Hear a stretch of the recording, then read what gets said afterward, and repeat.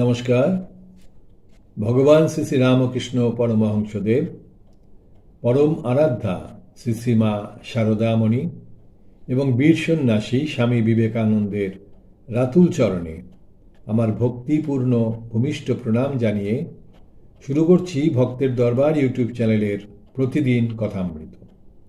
তব কথামৃতং তপ্ত জীবনং কবিভিরীরিতং কলমশাপহম শুভমঙ্গলম শ্রীমদাততং ভুবি গৃণন্তি ইয়ে ভুরিদা জনাঃ।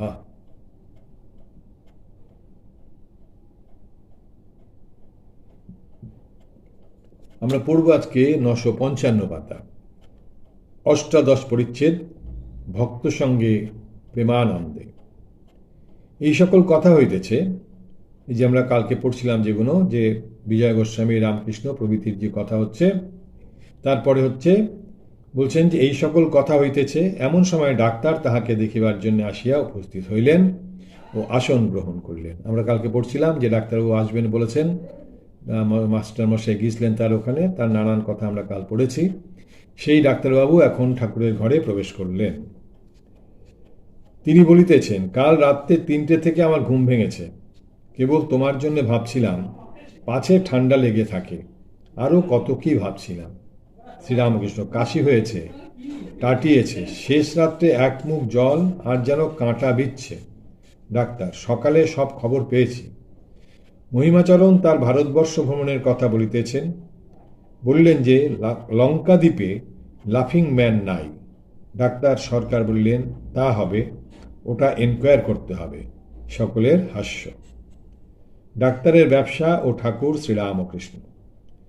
ডাক্তারি কর্মের কথা পড়িল শ্রীরামকৃষ্ণ ডাক্তারের প্রতি।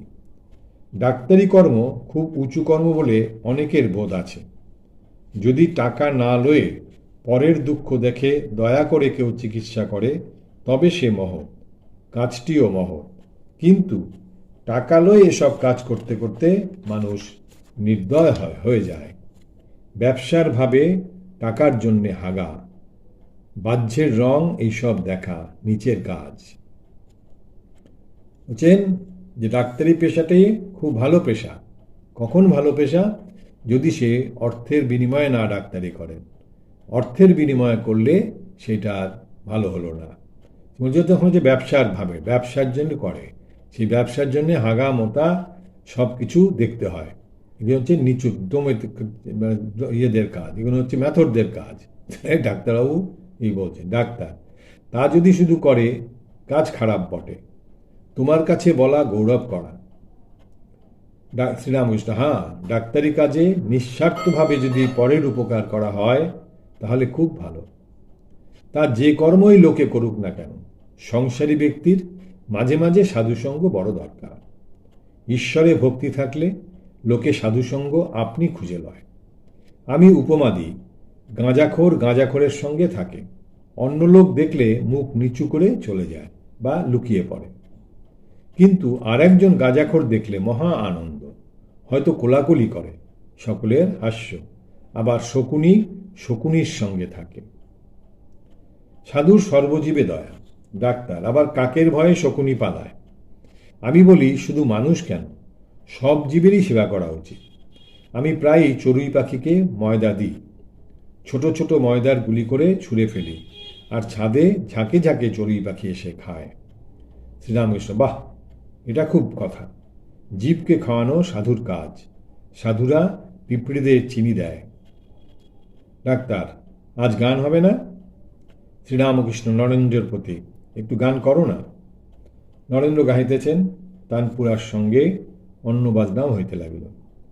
সুন্দর তোমার নাম দীন শরণ হে, বরিশে অমৃত ধার, জুড়ায় শ্রবণ এ প্রাণ রমণ হে। এক তব নাম ধন অমৃত ভবন হে, অমর হয় সেই জন যে করে কীর্তন হে। গভীর বিষাদ রাশি নিমেষে বিনাশে, যখনই তব নাম সুধা শ্রবণে পরশে। হৃদয়ে মধুময় তব নাম গানে, হয় হে হৃদয় না চিদানন্দ ঘন হে। এরপরে গাইলেন, আমায় দে মা পাগল করে, আর কাজ নাই মা জ্ঞানে বিচারে। ব্রহ্মময়ী দে মা পাগল করে। ওমা তোমার প্রেমের সুরা পানে করো মতো আরা, ওমা ভক্ত চিত্ত হরা ডুবাও প্রেম সাগরে। তোমার এ পাগলা গারদে কেহ হাসে কেহ কাঁদে, কেহ নাচে আনন্দ ভরে, আমায় দেমা পাগল করে। ঈশাবুদ্ধ শ্রীচৈতন্য ওমা প্রেমের ভয়ে ভরে অচৈতন্য, হায় কবে হবে মা ধন্য ওমা মিশে তার ভিতরে। গানের পর আবার অদ্ভুত দৃশ্য, সকলেই ভাবে উন্মত্ত। পণ্ডিত পাণ্ডিত্যাভিমান ত্যাগ করিয়া দাঁড়াইয়াছেন, বলছেন আমায় দে মা পাগল করে, আর কাজ নেই জ্ঞান বিচারে। আমায় দে মা পাগল করে, আমায় দে মা পাগল করে। এই যে গান, খুব বিখ্যাত গান এটি। তো সে বলছেন যে যে পণ্ডিত, সে পাণ্ডিত্যাভিমান ছেড়ে ত্যাগ করে দাঁড়িয়েছেন আর বলছেন আমায় দে মা পাগল করে, আর কাজ নাই জ্ঞান বিচার, আর জ্ঞান বিচার করে কাজ নেই। বিজয় সর্বপ্রথমে আসন ত্যাগ করিয়া ভাবন্মত্ত হইয়া দাঁড়াইয়াছেন। তাহার পরে শ্রীরামকৃষ্ণ ঠাকুর দেহের কঠিন অসাধ্য ব্যাধি একেবারে ভুলিয়া গিয়াছেন। ডাক্তার সম্মুখে তিনিও দাঁড়াইয়াছেন। রোগীরও হুঁশ নাই, ডাক্তারেরও হুঁশ নাই। ছোট নরেনেরও ভাব সমাধি হইল, লাটুরও ভাব সমাধি হইল।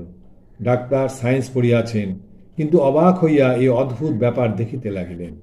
দেখিলেন যাহাদের ভাব হইয়াছে তাহাদের বাহ্য চৈতন্য কিছুই নাই, সকলেই স্থির নিষ্পন্দ। ভাব উপশম হইলে কেহ কাঁদিতেছেন, কেহ হাসিতেছেন, যেন কতকগুলি মাতাল একত্র হইয়াছে। এ অদ্ভুত কথা। এই ডাক্তারবাবুর চোখের সামনে এই অদ্ভুত দৃশ্য, যারা বিশ্বাস করেন এইসব, তার চোখের সামনে এই অদ্ভুত দৃশ্য ঘটে গেল। সবাই একদম যেন বিহ্বল হয়ে আছে ভাবে, আর সকলেই ভাব সমাধি হয়ে আছে। যেন কত সকলের ভাব, লাটুর ভাব সমাধি হয়েছে, নরনের হয়েছে, আর ডাক্তারবাবু অবাক, তিনি অবাক বিস্ময়ে এই ব্যাপারটিকে দেখছেন। তারপরে চলে যাচ্ছে 49 পরিচ্ছেদে, ভক্ত সঙ্গে শ্রীরামকৃষ্ণ ও ক্রোধ জয়। এই যে কাণ্ডটি ঘটল, বলছেন এরপরে এই কাণ্ডের পর সকলে আবার আসন গ্রহণ করিলেন। রাত 8টা হইয়া গিয়াছে, আবার কথাবার্তা হইতে লাগিল। শ্রীরামকৃষ্ণ ডাক্তারের প্রতি, এই যা ভাবটাপ দেখলে, তোমার সায়েন্স কি বলে? তোমার কি এসব ঢং বোধ হয়? ডাক্তার শ্রীরামকৃষ্ণের প্রতি, যেখানে এত লোকের হচ্ছে সেখানে ন্যাচারাল বোধ হয়, আন্তরিক হচ্ছে সেখানে ন্যাচারাল বোধ হয়, ঢং বোধ হয় না। নরেন্দ্র প্রতি, যখন তুমি গাচ্ছিলে দেমা পাগল করে, আর কাজ নাই মা জ্ঞান বিচারে, তখন আর থাকতে পারি নাই, দাঁড়াই আর কি। তারপর অনেক কষ্টে ভাব চাপল, ভাবলুম যে ডিসপ্লে করা হবে না। তার মনকেও কেমন দোলা দিয়েছে।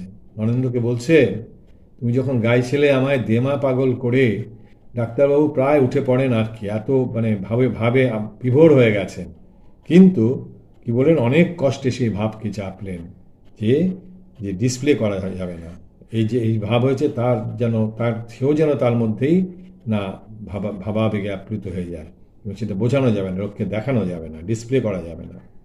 শ্রীরামকৃষ্ণ ডাক্তারের প্রতি সহাস্যে, তুমি যে অটল অচল সুমেরুবৎ। সকলের হাস্য। তুমি গম্ভীর আত্মা, রূপ সনাতনের ভাব কেউ টের পেত না। যদি ডোবাতে হাতি নামে তাহলেই তোলপাড় হয়ে যায়, কিন্তু সায়ের দিঘিতে নামলে তোলপাড় হয় না। কেউ হয়তো টেরও পায় না। শ্রীমতী সখীকে বললেন, সখী, তোরা তো কৃষ্ণের বিরহে কত কাঁদছিস, কিন্তু দেখ আমি কি কঠিন, আমার চোখে এক বিন্দুও জল নাই। তখন বৃন্দা বললেন, সখী, তোর চোখে জল নাই তার অনেক মানে আছে। তোর হৃদয়ে বিরহ অগ্নি সদা জ্বলছে, চোখে জল উঠছে আর সেই অগ্নির তাপে শুকিয়ে যাচ্ছে।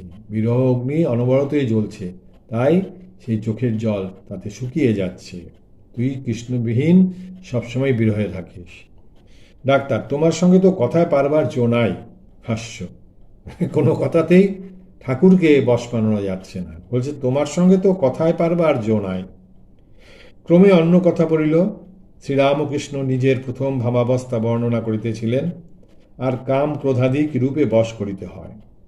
ডাক্তার, তুমি ভাবে পড়েছিলে, আর একজন দুষ্ট লোক তোমার বুট জুতার গোজা মেরেছিল, সেসব কথা শুনেছি। শ্রীরামকৃষ্ণ, সে কালীঘাটের চন্দ্র হালদার, সেজবাবুর কাছে প্রায় আসত। আমি ঈশ্বরের আবেশে মাটিতে অন্ধকারে পড়ে আছি, চন্দ্র হালদার ভাবত আমি ঢং করে ওরকম হয়ে থাকি, বাবুর প্রিয়পাত্র হব বলে। সে অন্ধকারে এসে বুট জুতার গোঁজা দিতে লাগল। গায়ে দাগ হয়েছিল। সবাই বললে সেজবাবুকে বলে দেওয়া যাক, আমি বারণ করলুম। ডাক্তার, এও ঈশ্বরের খেলা, ওতেও লোক শিখবে ক্রোধ কিরকম করে বশীভূত করতে হয়। ক্ষমা কাকে বলে লোক শিখবে। তোমার এই সমস্ত ব্যবহার থেকেও তো লোক শিখবে ক্ষমা কিভাবে করতে হয়। বিজয় ও নরেন্দ্রের ঈশ্বরীয় রূপ দর্শন। ইতিমধ্যে ঠাকুর শ্রীরামকৃষ্ণের সম্মুখে বিজয়ের সঙ্গে ভক্তদের অনেক কথাবার্তা হইতেছে। বিজয়, কে একজন আমার সঙ্গে সদা সর্বদা থাকেন, আমি দূরে থাকলেও তিনি জানিয়ে দেন কোথায় কি হচ্ছে। নরেন্দ্র, গার্জিয়ান অ্যাঞ্জেলের মতো। বিজয়, ঢাকায় একে, পরমহংসদেবের কথা বলছেন, ঢাকায় একে দেখেছি গা ছুঁয়ে। শ্রীরামকৃষ্ণ হাসিতে হাসিতে, সে তবে আর একজন। নরেন্দ্র, আমিও একে নিজে অনেকবার দেখেছি। বিজয়ের প্রতি, তাই কি করে বলবো আপনার কথা বিশ্বাস করি না। এরপরে যাচ্ছি বিংশ পরিচ্ছেদে। শ্রীরামকৃষ্ণ, গিরিশ মাস্টার, ছোট নরেন্দ্র, কালী, শরৎ, রাখাল, ডাক্তার সরকার প্রভৃতি ভক্ত সঙ্গে। পরদিন আশ্বিনের কৃষ্ণা তৃতীয়া তিথি, সোমবার, 11ই কার্তিক, 26শে অক্টোবর 1885। শ্রী শ্রী পরমহংসদেব কলিকাতায় ওই শ্যামপুকুরের বাটিতে চিকিৎসার্থ রহিয়াছেন।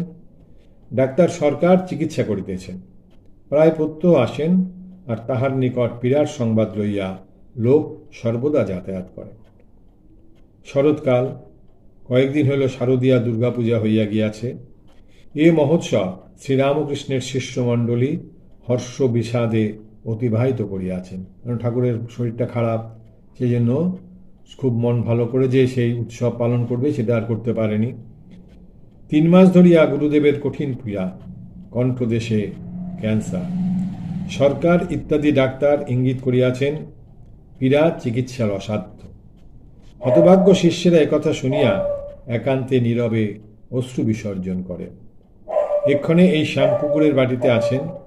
শিষ্যরা প্রাণপণে শ্রীরামকৃষ্ণের সেবা করিতেছেন।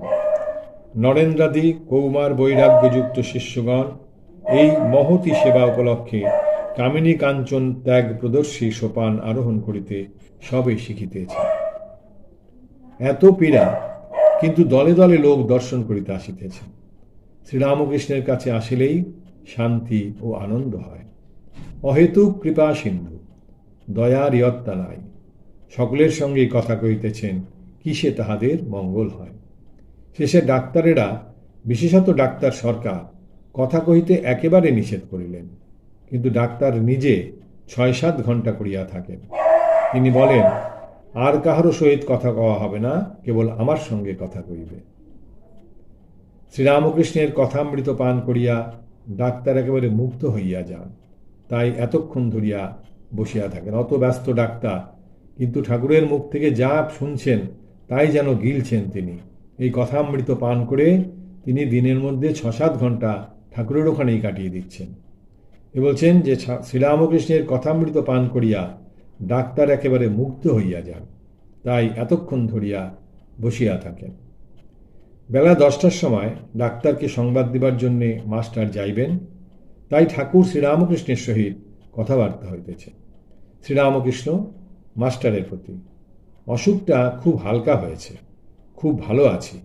আচ্ছা, তবে ঔষধে কি এরূপ হয়েছে? তাহলে ওই ঔষধটা খাই না কেন? মাস্টার, আমি ডাক্তারের কাছে যাচ্ছি, তাকে সব বলবো, তিনি যা ভালো হয় তাই বলবেন। শ্রীরামকৃষ্ণ, দেখো, পূর্ণ 2-3 দিন আসে নাই, বড় মন কেমন করছে। মাস্টার বলছেন, কালীবাবু, তুমি যাও না পূর্ণকে ডাকতে, কালী, এই যাব। শ্রীরামকৃষ্ণ মাস্টারের প্রতি, ডাক্তারের ছেলেটি বেশ, একবার আসতে বলো। এই যে ডাক্তারের কাছে যাবে এবং ঠাকুরের কথা সব তাকে জানানো হবে। এটা হচ্ছে মাস্টারমশাইয়ের কাজ, প্রতিদিনের রিপোর্ট দেয়া, এবং তারপর ডাক্তারবাবু আবার আসবেন সেখানে তাকে দেখতে। তো আমরা এখানে এই অবধি রাখছি যে ডাক্তারের ছেলেটি বেশ, একবার আসতে বলো, এই কথা ঠাকুর মাস্টারমশাইকে বললেন। আমরা আজকের মতো তাহলে এখানেই রাখছি। নিরঞ্জনং নিত্যম অনন্তরূপং ভক্তানুকম্পা ধৃতবিগ্রহং বৈ ঈশাবতারং পরমেশ্বমিডং তং রামকৃষ্ণ শিরসা নমামি। হরি ওম তৎসৎ। শ্রীরামকৃষ্ণার্পণমস্তু।